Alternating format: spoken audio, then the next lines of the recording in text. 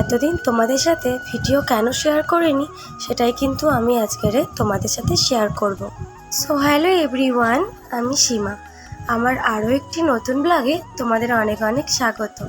বিগত 5-6 দিন ধরেই তোমাদের সাথে আমি কোনো রকমই ব্লগ শেয়ার করতে পারছি না।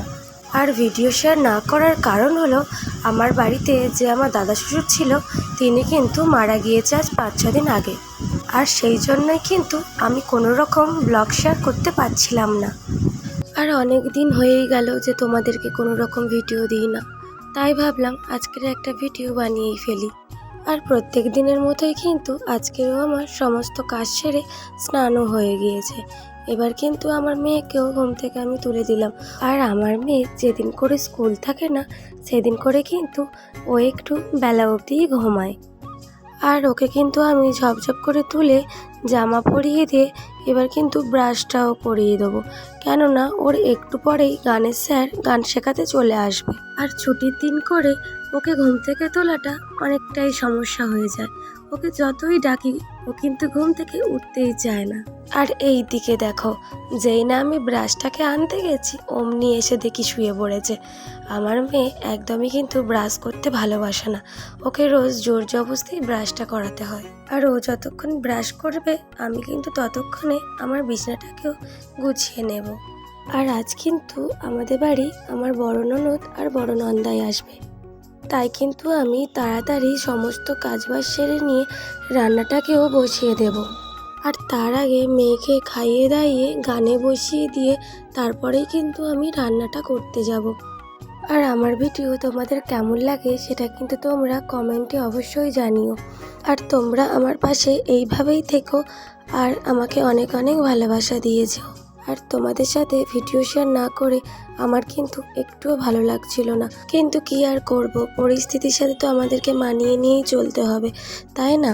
আর মেয়ের কিন্তু গানের স্যারও চলে এসেছে, তাই কিন্তু ওকে খাইয়ে টাইয়ে গানে বসিয়ে দিয়ে আমি কিন্তু ভাতটাকেও বসিয়ে দিলাম। আর ওর গানের স্যারের জন্য একটু চাও বানিয়ে নিলাম।